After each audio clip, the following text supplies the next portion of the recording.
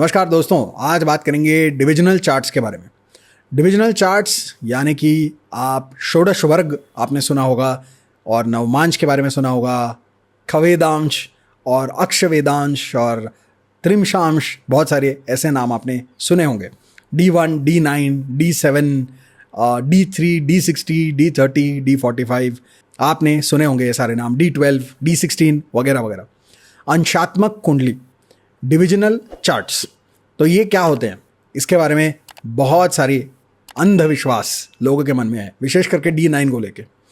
नवमांश के बारे में बहुत सारे एस्ट्रोलॉजर्स खुद नहीं जानते कि D9 बनता कैसे है, नवांश होता क्या है। क्योंकि YouTube खोल के मैं जब जब देखता हूँ रील्स, शॉर्ट्स और वीडियोस, D9 और नवमांश के बारे में भर भर के हैं, लेकिन उसमें से 90% गलत है। रीज़न उनको पता ही नहीं है कि ये क्या कॉन्सेप्ट है, कैसे बनता है ये। मैं बहुत एक फेमस एस्ट्रोलॉजर है यूट्यूब के ऊपर, बहुत सारे कोर्सेज चलाते हैं बहुत साल से, और मैं उनका एक वीडियो देख रहा था और वो उसमें कह रहे थे कि D9 जो है वो आपकी कुंडली के 9th हाउस का डिवीजन है और उसकी ये कुंडली है, और इससे हम कुंडली की सर्जरी करते हैं।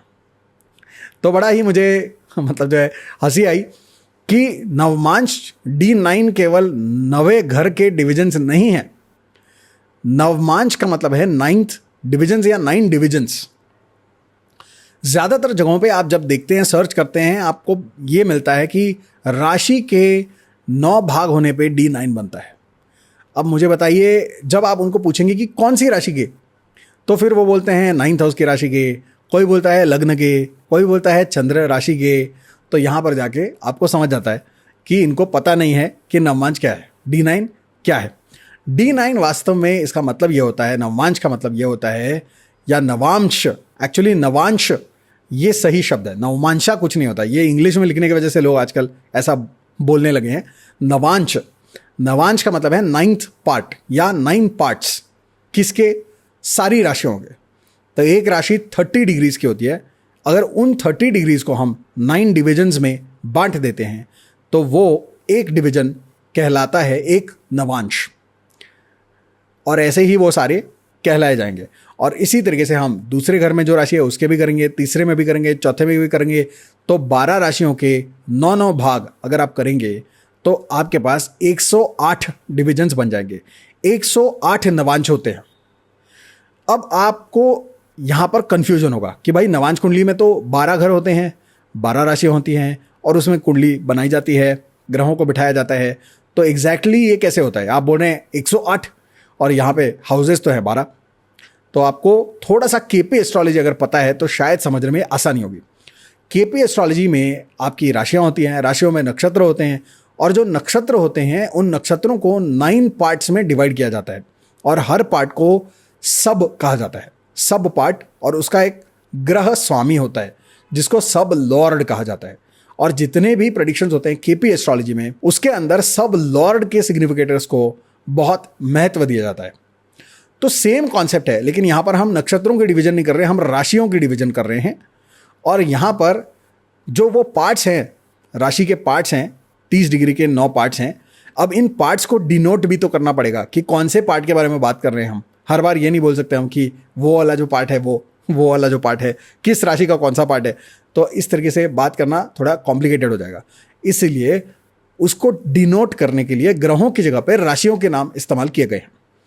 तो जैसे आप सब लॉर्ड में नक्षत्रों को जब आप डिवाइड करते हैं 9 पार्ट्स में, तो वहाँ पर आपको सब लॉर्ड जो है वो ग्रहों के नाम से डिनोट किया जाता है कि इस डिवीजन का जो है लॉर्ड गुरु है तो ये गुरु सब लॉर्ड है, ये शनि सब लॉर्ड है, ये मर्क्यूरी सब लॉर्ड है, वगैरह वगैरह। तो यहाँ पर राशियों से डिनोट किया जाता है। तो जब आप मेष राशि को डिवाइड करेंगे तो उसका एक नवांश होगा मेष नवांश, फिर ऋषभ नवांश, फिर मिथुन नवांश, फिर कर्क नवांश। यानी कि अगर आपका सूर्य मेष राशि में बैठा हुआ है, अब आपने मेष राशि की 30 डिग्री को 9 भागों में डिवाइड कर दिया। अब आपको उसमें दिखाई दे रहा है कि जो कर्क नवांश आ रहा है मेष राशि के अंदर, उस नवांश में यानी कि उस डिवीजन में जो कर्क से डिनोट किया जा रहा है, उस कर्क नवांश में सूर्य बैठा हुआ है। ओके, तो इसलिए नवांश कुंडली जब हम बनाएंगे तो वहां पर कर्क राशि में आपको सूर्य नजर आएगा। हो सकता है वहां पे आपको दूसरे भी ग्रह नजर आए, लेकिन इसका मतलब ये नहीं है कि वो ग्रह साथ में बैठे हुए हैं, क्योंकि यहाँ पर यह भी हो सकता है कि ये वृश्चिक राशि जो थी उसके भी नवांश बनाए, उसके अंदर जो कर्क नवांश था उसमें जो है चंद्र बैठा हुआ था, तो अब वो जो है वो चंद्र वृश्चिक राशि के अंदर कर्क नवांश में बैठा हुआ है। इसलिए नवांश कुंडली में कर्क राशि में आपको चंद्र और सूर्य दोनों साथ में दिखेंगे, लेकिन वो साथ में नहीं है, वो अलग अलग राशियों के कर्क नवांशों में बैठे हुए हैं। लेकिन उसको डिपिक्ट करने के लिए, सिंप्लिसिटी के लिए D9 में एक ही चार्ट बनता है, और जो आपका लग्न निकलता है उसमें लग्न का भी नवांश निकलेगा। तो लग्न राशि के भी हम 30 डिग्री के 9 भाग करेंगे। फिर उसके अंदर अगर आपका समझ लो मिथुन लग्न था आपका, मिथुन लग्न में आपका जो लग्न बिंदु है वो आया मेष नवांश में, तो अब D9 चार्ट जो है वो मेष राशि से ही शुरू होगा। अगर वो धनु नवांश में आता तो D9 चार्ट आपका लग्न में धनु दिखाता, और फिर वहाँ से नॉर्मल सीक्वेंस लिखा जाता है। जैसे कि एक बार लग्न फिक्स हो जाता है तो उसके आगे फिर एंटी क्लॉकवाइज बाकी सारी राशियाँ सीक्वेंस में लिखी जाती हैं। तो 9 अगर आता है तो उसके बाद मकर राशि आएगी, कुंभ राशि आएगी, एंड सो ऑन। तो यहाँ पर ये आपको समझना है, हर एक नवांश जो है वो होता है 3 डिग्रीज और 20 मिनट्स का। तो कोई भी जब आप डिवाइड करेंगे राशि को, तो पहला जो नवांश होता है वो 0 डिग्री से 3 डिग्री 20 मिनट्स तक होता है। उसके बाद 3 डिग्री 20 मिनट से 6 डिग्री 40 मिनट्स तक होगा। उसके बाद 6 डिग्री 40 मिनट से 10 डिग्रीज तक होगा, and so on and so fourth. तो लास्ट जो उसका नवांश होगा वो 26 डिग्री 40 मिनट्स से लेकर 30 डिग्रीज तक होगा। और यहाँ पे आपकी नवी राशि आएगी जो डिनोट करेगी उस नवांश को। ये आपको यहाँ पर याद रखना है। तो नवांश जो है, लोग कहते हैं कि ये शादी के लिए देखो, कोई बोलता है एजुकेशन के लिए देखो, कोई बोलता है ये फर्स्ट हाउस के 9 भाग हैं, कोई बोलता है चंद्र राशि के 9 भाग हैं, कोई बोलता है 9th हाउस के 9 भाग हैं। तो ये बकवास बातें हैं। हम हर राशि को, यानी कि बेसिकली हमारी जो कुंडली है, कुंडली अगर हम सारी के सारी देखते हैं तो 360 डिग्रीज की है। 12 राशियाँ मल्टीप्लाइड बाय 30 डिग्रीज ईच, तो 360 डिग्रीज की हमारी कुंडली है। उसको हमने डिवाइड किया है 9 भागों से। 108 भाग, 108 नवांश बनेंगे 360 डिग्रीज के, समझ गए। तो इसी तरीके से बाकी जितनी भी अंशात्मक कुंडलियां हैं, जितनी भी डिविजनल चार्ट्स हैं, वहां पर हम अलग अलग डिविजन्स ले रहे हैं। जैसे कि हम D9 में 9 भाग कर रहे हैं, तो D7 में हम 7 से डिवाइड करेंगे, और इसी तरीके से D12 में हम वहाँ पे हम 12 भागों में डिवाइड करेंगे 30 डिग्रीज को, और इसी तरीके से हम आगे भी चलेंगे। तो D24 में 24 भागों में डिवाइड करेंगे, D40 में 40 भागों में डिवाइड करेंगे हर साइन को, D60 में हम 60 भागों में डिवाइड करेंगे 30 डिग्रीज को। तो पूरी कुंडली इस तरीके से डिवाइड होगी। और फिर ये देखा जाएगा कि हर राशि में जो D1 में एक प्लैनेट एक राशि में नजर आ रहा है, वो उस राशि के अगर हम अलग अलग भाग करते हैं छोटे छोटे, तो उसमें से कौन से भाग में एग्जैक्टली पिन पॉइंट हमको करना है कि ये ग्रह उस राशि में भी इतने स्पेसिफिकली इस डिग्री में बैठा हुआ है। तो जितने भी आपके राशियां हैं, आप देखेंगे लग्न होता है तो 2-2 घंटे में लग्न बदलता है। जो चंद्र राशि होगी वो आप देखेंगे उसका प्रोग्रेशन है, 2-2.5 दिनों में चंद्र राशि बदलेगी। सूर्य जो है वो 1 महीने में राशि बदलेगा। शनि है वो 2.5 साल में राशि बदलेगा। तो वैसे ही अगर आपको और माइक्रो जाना है तो यहाँ पर डिविजनल चार्ट्स काम आते हैं। तो जितना आप ये छोटे डिविजन्स करेंगे, आप देखेंगे कि अगर आपके बर्थ टाइम में सेकंड्स भी बदलेंगे तो आपको D40 D60 में नजर आएगा कि चार्ट बदल गया है। तो इसीलिए, और वहां पे आप देखते हैं कई बार ऐसा होता है कि D12 के आगे जितने भी चार्ट्स होते हैं, D16 D20 D24 30 40 45 60, तो वहां पर आप देखते हैं कि वहां पे राहु केतु भी साथ में एक घर में बैठे हुए नजर आएंगे। तो लोग कंफ्यूज हो जाते हैं कि भाई राहु केतु साथ में कैसे बैठेंगे, बिकॉज राहु केतु तो 2 ज्योमेट्रिक पॉइंट्स हैं जो ऑपोजिट होते हैं, 180 डिग्री में होते हैं। वो इसलिए साथ में होते हैं क्योंकि जहां पे भी वो बैठे हैं उस राशि के जिस नवांश में बैठे हैं, वो नवांश जिस राशि से डिनोट हो रहा है वो सेम है। इसलिए उस चार्ट में वो दोनों साथ में नजर आ रहे हैं, लेकिन वो एक्चुअल में साथ में नहीं है आसमान में। ठीक है, तो इसलिए हम पिन पॉइंट करने के लिए ये देखते हैं कि अलग अलग डिविजनल चार्ट्स में आप कैसे देखेंगे। अब लोग ये कहते हैं कि भाई 9th यानी कि D9 से आप शादी देख लो, कोई कहता है D7 से शादी देख लो, D4 से एसेट्स देख लो, D10 से प्रोफेशन देख लो, और D60 से कुछ और देख लो, पास्ट लाइफ कर्मा देख लो, D40 से पास्ट लाइफ कर्मा और एंसेस्ट्री देख लो, D24 से एंसेस्ट्री और पितरों का पाप पुण्य देख लो, पास्ट लाइफ का पुण्य देख लो, वगैरह वगैरह वगैरह।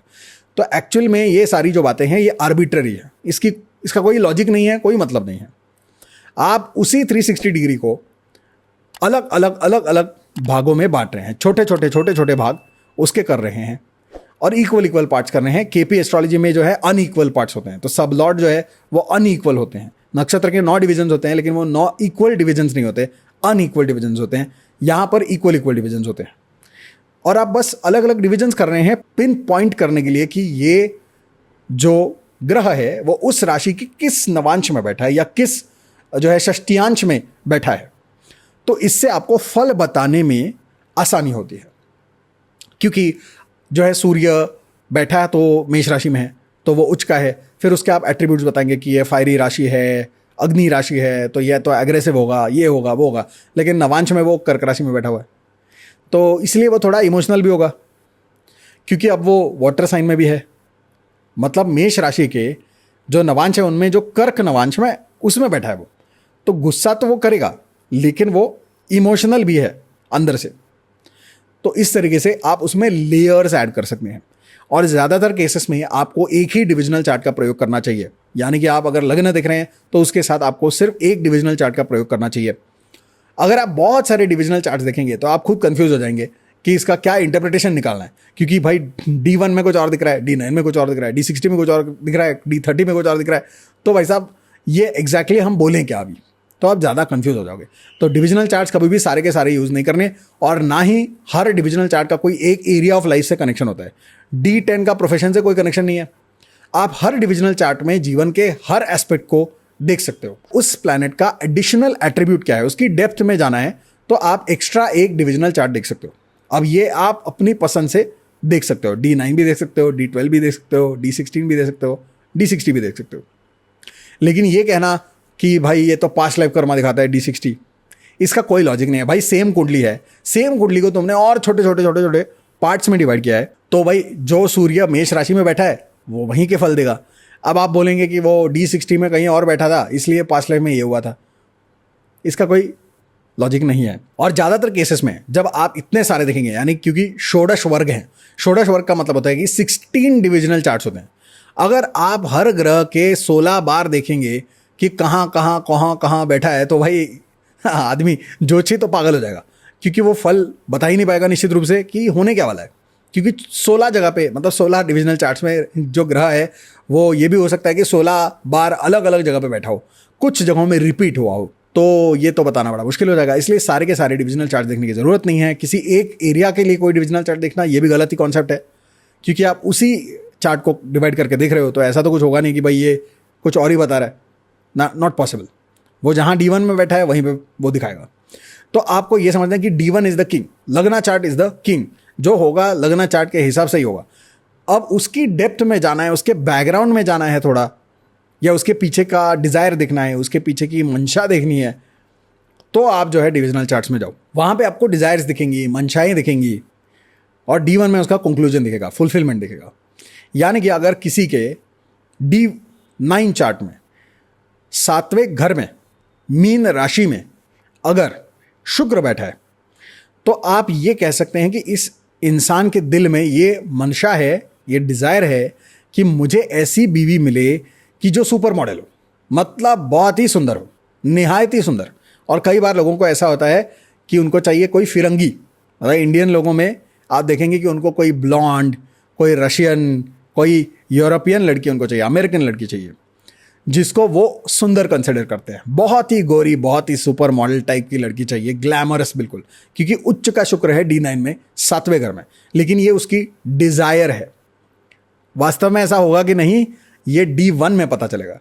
अगर D1 में भी वहीं बैठी है तो इसलिए उसको वर्गोत्तम या भावोत्तम कहा जाता है। इसका मतलब ये होता है कि जो डिज़ायर है वो फुलफिल होगी। अगर वहाँ पे D1 में लग्न चार्ट में वहाँ पर आप देखेंगे कि वहाँ पर जो 7वां घर है वहाँ पे मीन राशि बैठी है और उसके अंदर बुध ग्रह बैठा है, तो अब बुध मीन राशि में नीच का होता है, तो इसका मतलब इस आदमी की डिज़ायर फुलफिल नहीं होगी, और या तो हो गई तो वो डिसअपॉइंट होगा, यानी वहाँ पे प्रॉब्लम्स आएंगे। अगर वहाँ पे शनि बैठ गया तो समझ लो कि इसको जैसी सुंदर और गोरी और ऐसी लड़की चाहिए वैसी नहीं मिलेगी, उसके ऑपोजिट मिलेगी। मतलब उसको ना तो बहुत ज़्यादा यंग मिलेगी, ना ही वो बहुत ज़्यादा गोरी होगी, और हो सकता है कि वो डिवोर्सी या विडो भी निकल जाए, क्योंकि वहाँ पे शनि बैठा हुआ है D1 में। तो होना तो वही है जो D1 में लिखा है, जो लग्न चार्ट में लिखा है, क्योंकि लग्न चार्ट जो है वो आपका एक्चुअल चार्ट है, एस्ट्रोनॉमिकल डेटा है। वो जन्म के वक्त जो आसमान में एक्चुअल स्थिति थी, जो आप एप्लीकेशन से या कैमरा से या टेलीस्कोप से देख सकते हैं, वो D1 है, वो लग्न है। तो उससे बढ़कर कुछ भी नहीं है। जो बाकी डिविजनल चार्ट्स है वो सारे D1 से डिराइव किए हुए प्रोग्रेशंस है, उससे हम उसके डेप्थ में जाके और डेप्थ में जाके हम देख रहे हैं। तो अगर आप ये समझ रहे हैं कि D9 में कौन सा ग्रह किस घर में बैठा है, एक्चुअली वो D9 में जहां दिख रहा है वो ना तो उस घर में बैठा है ना तो उस राशि में बैठा है। वो बैठा है उस घर में जहां पे D1 दिखा रहा है, उस राशि में जो D1 दिखा रहा है, लेकिन उस राशि के भीतर, उस घर के भीतर जो नवांश है, वो नवांश केवल आपको D9 में नजर आ रहा है। यानी घर तो वही है, लेकिन अब वो बेडरूम में बैठा है, किचन में बैठा है, लिविंग रूम में बैठा है या टॉयलेट में बैठा है, ये आप देख रहे हो। बस इतना ही फर्क है। घर तो वही है, परिणाम तो उस घर का ही मिलेगा। तो D1 सबसे इंपॉर्टेंट है। लोग इसमें लगे हुए हैं D9 तो आत्मा है जी, D9 में जो होगा वही होगा, D9 में जो लिखा है वही मैनिफेस्ट होगा, D1 में जो है उसका फल बदल जाएगा D9 में। तो ऐसा कुछ भी नहीं होगा, D1 का ही फल मिलेगा, लेकिन उसकी सटल्टीज, उसके डेप्थ, उसके अलग अलग लेयर्स, उसके पीछे की डिज़ायर, ये आपको नजर आएगी बाकी डिविजनल चार्ट्स में। अब ये थोड़ा सा डीप में बाकी कभी जाएंगे फिर, और इसको ज़्यादा लंबा नहीं करूँगा मैं, क्योंकि ये बड़ा कॉम्प्लिकेटेड लग रहा होगा सुनने में। तो आप इस पर चिंतन करिए, मनन करिए। और यूट्यूब पे जैसे ही कोई आदमी बोले कि D9 जो है वो 9वें भाव का डिवीजन होता है, या उस घर की हम सर्जरी कर रहे हैं, D9 को आप देखिए शादी के लिए, या D10 को देखिए प्रोफेशन के लिए, D60 को पास्ट लाइफ करवा के लिए देखिए, तो समझ जाओ कि इस आदमी को कुछ नहीं आता है, धेले भर का इसको ज्ञान नहीं है। कुछ भी बोलते हैं लोग, है ना। रील्स और आजकल जो है शॉर्ट्स और रील्स में फेमस होने के लिए लोग कुछ भी बोल देते हैं। और मैं तो आपको एक सीधा बताना चाहता हूँ, आपको शायद अग्री करो ना करो, रील्स और शॉर्ट्स में आप ज्योतिष शास्त्र जैसा बड़ा शास्त्र अगर डिस्कस करोगे तो इसमें ज्ञान की प्राप्ति तो नहीं होगी, ना इनसाइट की प्राप्ति होगी। रील्स और शॉर्ट्स में 1 मिनट में ज्योतिष शास्त्र के बारे में बात करके आपको सिर्फ गुमराह किया जा सकता है। छोटे मोटे कॉन्सेप्ट्स आप एक्सप्लेन कर सकते हो, लेकिन अगर आप डीप में समझना चाहते हो तो शॉर्ट्स और रील्स में आप सिर्फ लोगों को मिसगाइड कर सकते हो, मिसलीड कर सकते हो, गुमराह कर सकते हो। इसके अलावा कुछ नहीं कर सकते। शॉर्ट्स एंड रील्स में आप शास्त्र कैसे बताओगे? इतनी सारी बातें मैंने बताई सिर्फ एक चीज़ बताने के लिए, एक कॉन्सेप्ट बताने के लिए। आप बताओ कैसे बताऊँ मैं 1 मिनट में? तो ये जो एक माहौल बना हुआ है, इससे थोड़ा बच के रहो, क्योंकि इसमें बहुत उल्टी सीधी बातें बताते हैं लोग। और फेमस होने के लिए तो लोग कुछ भी बोल देते हैं, उल जुल, पास्ट लाइफ, ये वो पता नहीं क्या क्या।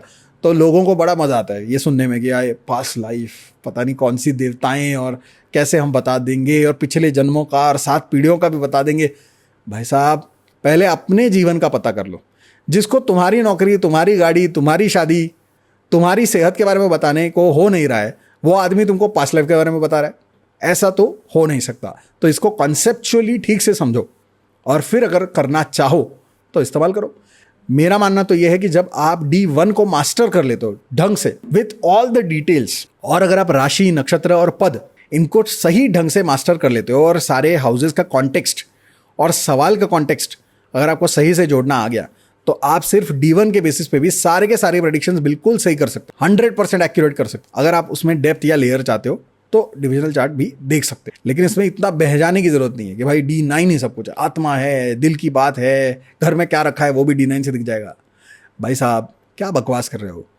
जो D1 है वही असली कुंडली है, वही प्लैनेट्स की एस्ट्रोनॉमिकल एक्चुअल रियल पोजीशन है, रियल टाइम पोजीशन, वही सबसे इंपॉर्टेंट है।